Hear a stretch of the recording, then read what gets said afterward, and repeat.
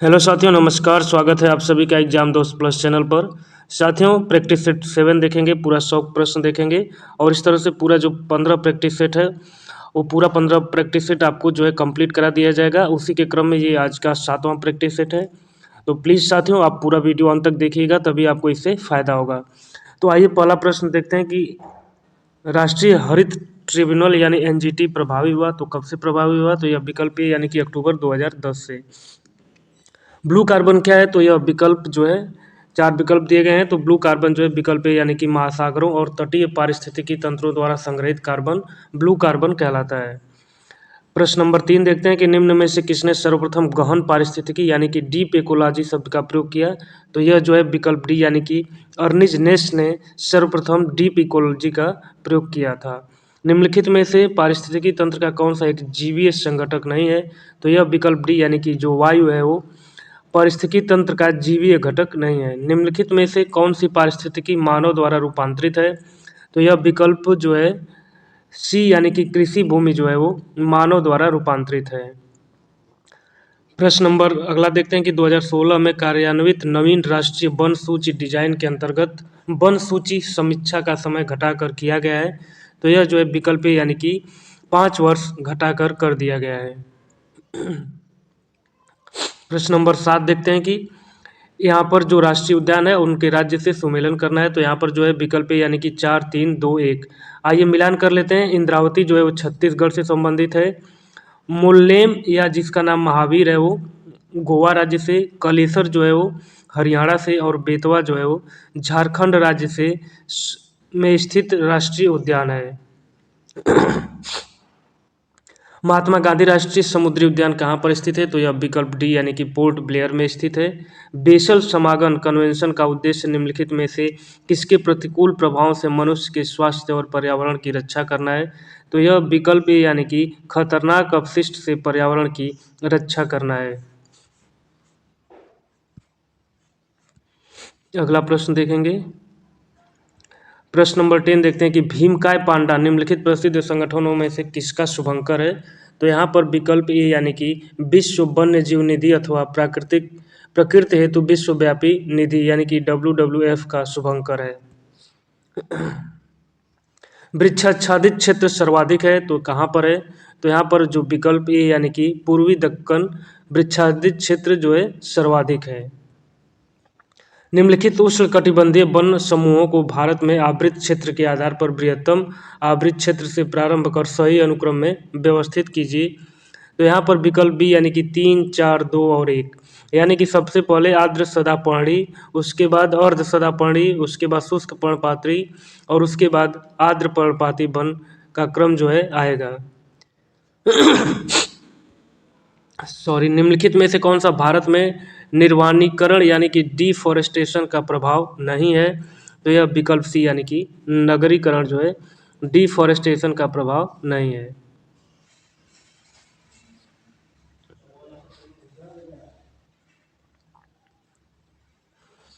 कौन सा तत्व सरसों में तेल की मात्रा बढ़ाने में अत्यधिक उपयोगी है? तो यह जो है विकल्प बी यानी कि सल्फर जो है सरसों में तेल की मात्रा बढ़ाने के लिए अत्यधिक उपयोगी है।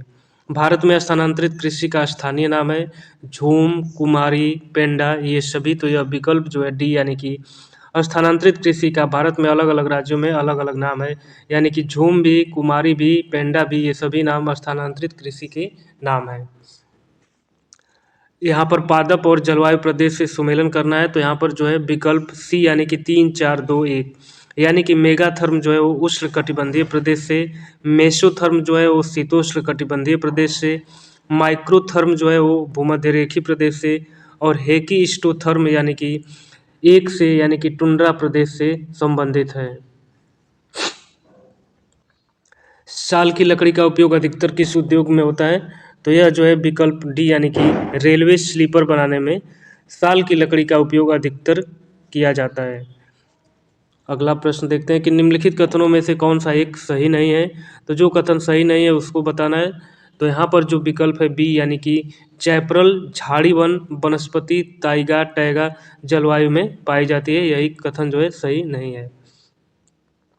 निम्नलिखित में से किस पारिस्थितिकी तंत्र में सबसे अधिक खाद्य श्रृंखलाएं पाई जाती हैं? तो यह जो है विकल्प है, यानी कि वन का पारिस्थितिक तंत्र में सबसे अधिक खाद्य श्रृंखलाएं पाई जाती हैं।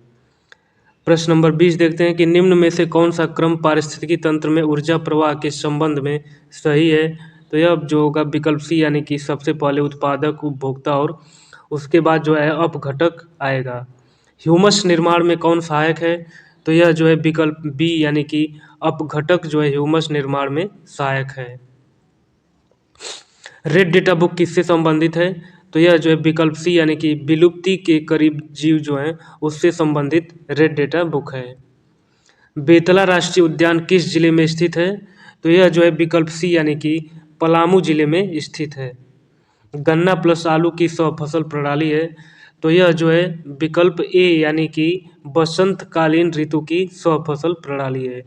एक ही खेत में एक ही समय में एक से अधिक फसलों उगाने को कहते हैं, तो यह जो है विकल्प सी, यानी कि मिश्रित फसलों की खेती कहा जाता है। भूगर्भीय क्षरण को कहा जाता है? तो भूगर्भीय क्षरण को जो है वो विकल्प बी, यानी कि प्राकृतिक क्षरण भी कहा जाता है। भारत में कृषि पुनर्वित्त प्रदान करने के लिए शिखर स्तर के बैंक का नाम क्या है? तो यह जो है विकल्प बी, यानी कि राष्ट्रीय कृषि तथा ग्रामीण विकास बैंक, यानी कि नाबार्ड। अगला प्रश्न देखते हैं कि पीएम कुसुम योजना का उद्देश्य है?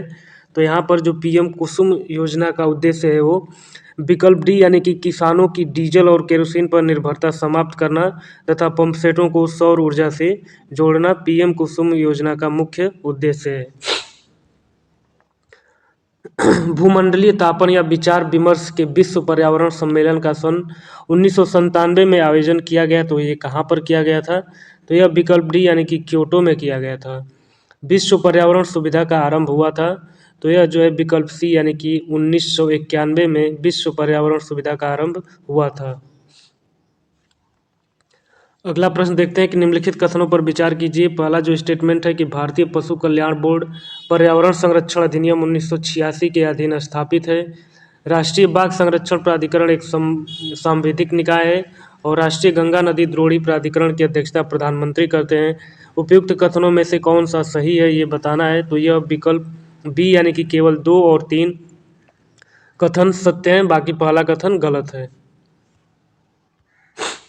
भारत में निम्नलिखित में से किस एक वन प्रारूप में सागौन टीक एक प्रभावी वृक्ष स्पीसीज है? तो यह जो है विकल्प ए, यानी कि उष्णकटिबंधीय आर्द्र पर्णपाती वन का जो सागौन है वो टीक वन प्रारूप है। निम्नलिखित में से कहाँ सदाबहार वन पाया जाता है? तो यह जो है विकल्प सी, यानी कि पश्चिमी घाट पर सदाबहार वन पाया जाता है। फसलों के आधार पर बेमेल बताइए। धान, ज्वार, मक्का और गेहूँ। तो यहाँ पर जो विकल्प होगा वो डी, यानी कि गेहूँ रबी की फसल है और बाकी जो है खरीफ की फसल है। निम्नलिखित में से कौन सी कृषि करने की प्रक्रिया पर्यावरण संरक्षण में सहायक है? तो यह जो है विकल्प डी, यानी कि जैविक खेती पर्यावरण संरक्षण में सहायक है। पी सेनगुप्ता और जी सदाशिव 1968 ने भारत को कितने लघु कृषि प्रदेशों में बांटा था? तो यह जो है विकल्प सी, यानी कि 60 लघु प्रदेशों में बांटा गया था।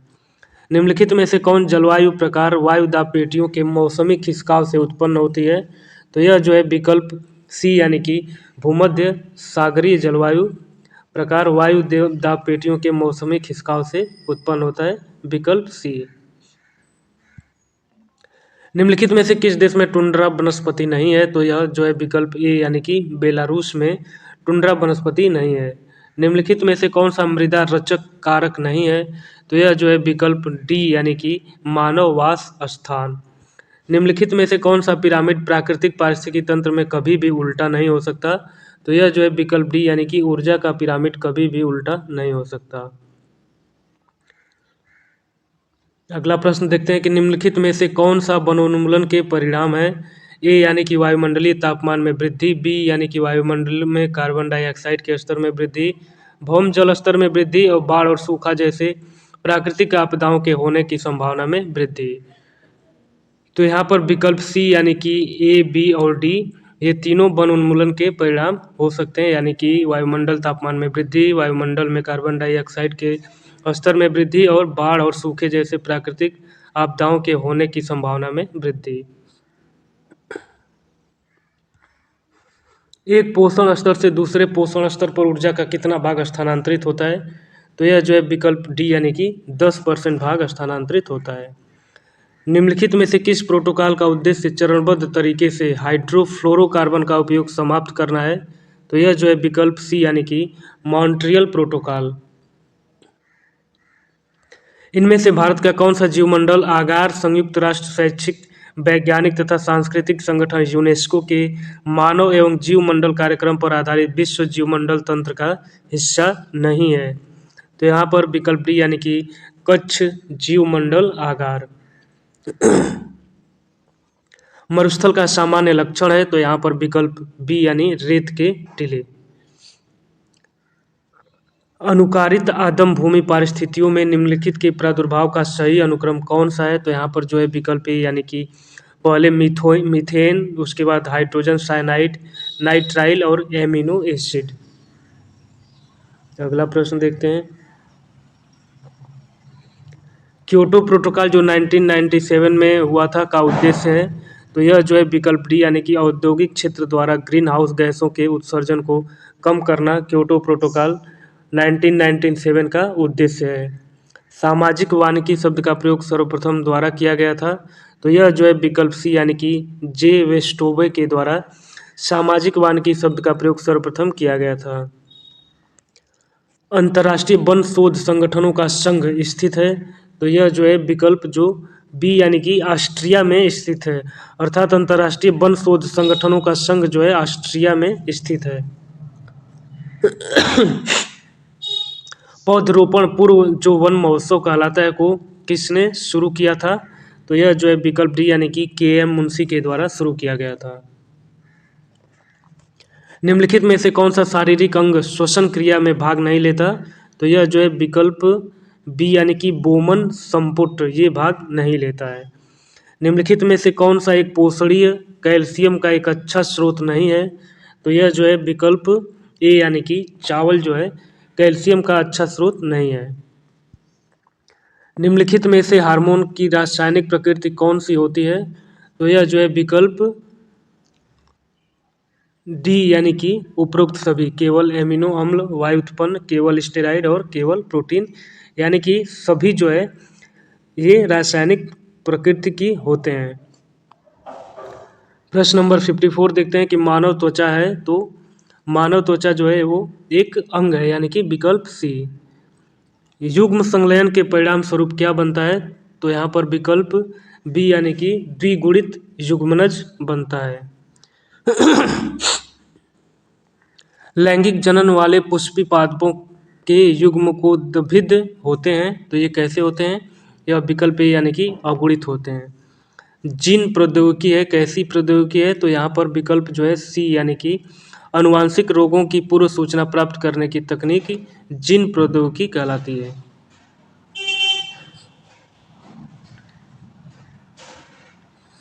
ये प्रश्न जो है यहाँ पर मैथ्स के प्रश्न है, तो इनको स्किप करेंगे और यहाँ पर प्रश्न नंबर 66 से शुरुआत करेंगे कि पीजीए ग्राफिक्स कार्ड का फुल फॉर्म क्या है? तो यहाँ पर जो है पीजीए ग्राफिक्स कार्ड का फुल फॉर्म है वो प्रोफेशनल ग्राफिक्स एरे यानी कि विकल्प ए। परम सिद्धि का तात्पर्य है, तो परम सिद्धि का तात्पर्य किससे? एक कृत्रिम बुद्धि सुपर कंप्यूटर यानी कि सुपर कंप्यूटर से है, विकल्प बी।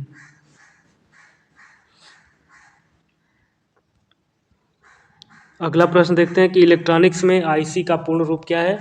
तो यहाँ पर विकल्प सी यानी कि इंटीग्रेटेड सर्किट। रिग्रेशन तकनीक का मशीन लर्निंग में क्या उद्देश्य है? तो यह जो है विकल्प ए यानी कि भविष्यवाणी जो है रिग्रेशन तकनीक का मशीन लर्निंग में उद्देश्य है। आईपीसी शब्द का संक्षिप्त रूप है, तो यह जो है विकल्प बी यानी कि इंटर प्रोसेस कम्युनिकेशन। निम्नलिखित में किसे कृत्रिम बुद्धिमत्ता का जनक कहा जाता है? तो यह जो है विकल्प सी यानी कि जॉन मैकार्थी को आर्टिफिशियल इंटेलिजेंस का जनक कहा जाता है। कंप्यूटर विज्ञान के क्षेत्र में VoIP का विस्तारित रूप क्या है यानी कि फुल फॉर्म क्या है? तो यहाँ पर विकल्प बी यानी कि voice over internet protocol VoIP का फुल फॉर्म है। इंटरनेट प्रौद्योगिकी में डीएनएस का पूर्ण रूप क्या है? तो यह जो है विकल्प बी यानी कि domain name system. MS word 2019 में पेज सेटअप समूह के मार्जिन विकल्प के लिए निम्नलिखित में से कौन सी मान्य सेटिंग है? तो यहाँ पर विकल्प बी यानी कि नॉर्मल, वाइड और नैरो। एमएस वर्ड 2013 में निम्न में से किस मेनू में इंसर्ट रो कॉलम टेबल सम्मिलित है? तो यह जो है विकल्प सी यानी कि लेआउट में शामिल है। अगला प्रश्न देखते हैं कि कक्षा में प्रस्तुति प्रेजेंटेशन के लिए कौन सा सॉफ्टवेयर अधिक उपयोगी है? तो यह विकल्प सी यानी कि माइक्रोसॉफ्ट पावर पॉइंट।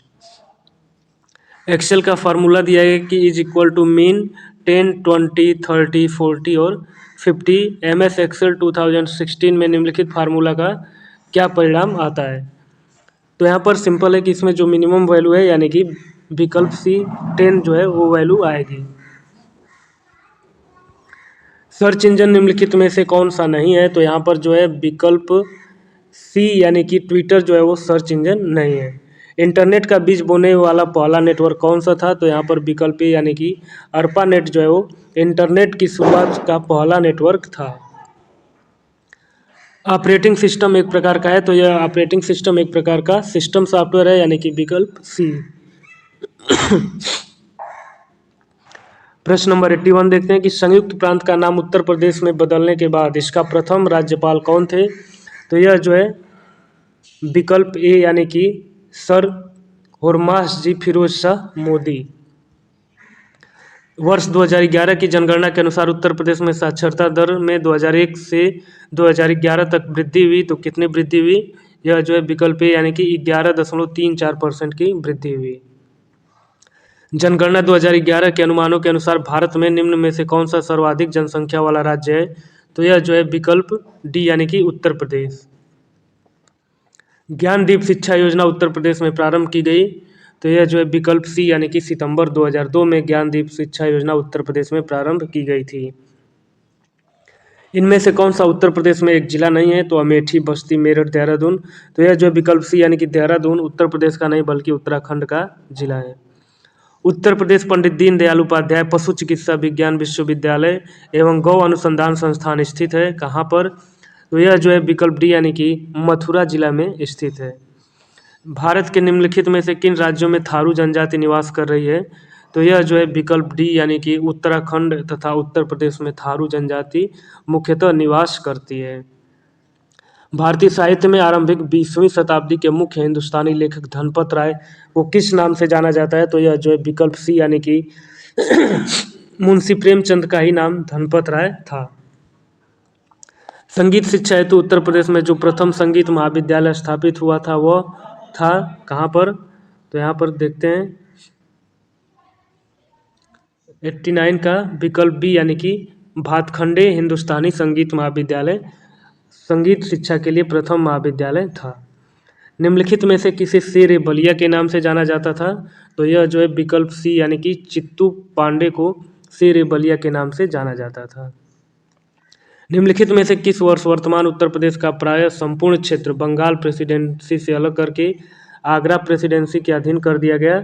तो यह विकल्प बी यानी कि 1833 ईस्वी में संपूर्ण क्षेत्र बंगाल प्रेसिडेंसी से अलग करके आगरा प्रेसिडेंसी के अधीन कर दिया गया। उत्तर प्रदेश में पूर्वांचल एक्सप्रेस मार्ग निम्नलिखित में से किस नगर से नहीं गुजरेगा? तो यह जो है विकल्प बी यानी कि बस्ती से नहीं गुजरेगा। राष्ट्रीय चैम्बर ऑफ उद्योग एवं वाणिज्य उत्तर प्रदेश में स्थित है। तो यह जो विकल्प सी यानी कि आगरा में स्थित है। उत्तर प्रदेश में सॉफ्टवेयर तथा बिजनेस प्रोसेस आउटसोर्सिंग उद्देश्य का सबसे बड़ा केंद्र अवस्थित है। तो यह जो है विकल्प सी यानी कि नोएडा में स्थित है। रोजगार की दृष्टि से उत्तर प्रदेश का सबसे बड़ा उद्योग है। तो यह जो है विकल्प बी यानी कि हथकरघा का उद्योग जो है रोजगार की दृष्टि से सबसे बड़ा उद्योग है। उत्तर प्रदेश के किस शहर में नॉलेज पार्क की स्थापना की जा रही है? तो विकल्प डी यानी कि ग्रेटर नोएडा में नॉलेज पार्क की स्थापना की जा रही है। प्रथम दीनदयाल हस्तकला संकुल व्यापार सुविधा केंद्र अवस्थित है। तो यह जो है विकल्प डी यानी कि वाराणसी में स्थित है। दक्षिणी उत्तर प्रदेश का औरैया जिला प्रमुख रूप से का उत्पादक है। तो यह जो है विकल्प सी यानी कि शुद्ध देसी घी का प्रमुख उत्पादक है। उत्तर प्रदेश में मुख्य प्रकार की फसलें हैं, तो यहाँ पर विकल्प ए यानी कि रबी फसलें, खरीफ फसलें और जायद फसलें यानी कि तीनों प्रकार की फसलें उत्तर प्रदेश में पाई जाती हैं। इस प्रैक्टिस सेट नंबर 7 का अंतिम प्रश्न देखते हैं कि भारत में उत्तर प्रदेश जिस पैदावार का सबसे बड़ा उत्पादक है वह है तो यह जो है खाद्यान्न का उत्तर प्रदेश सबसे बड़ा उत्पादक है। तो साथियों, इस तरह से आज हमने प्रैक्टिस सेट 7 के सभी 100 प्रश्न देख लिए। बाकी जो प्रैक्टिस सेट है वो भी आपको इस चैनल पर करवा दिया जाएगा। तो साथियों, आप चैनल पर अगर पहली बार वीडियो देख रहे हैं तो चैनल को प्लीज़ सब्सक्राइब करिएगा और वीडियो को पूरा देखिएगा, प्रश्न नंबर 1 से प्रश्न नंबर 100 तक, तभी आपको जो है इस वीडियो का लाभ मिलेगा। तो साथियों, आप सभी का बहुत बहुत धन्यवाद। नमस्कार साथियों।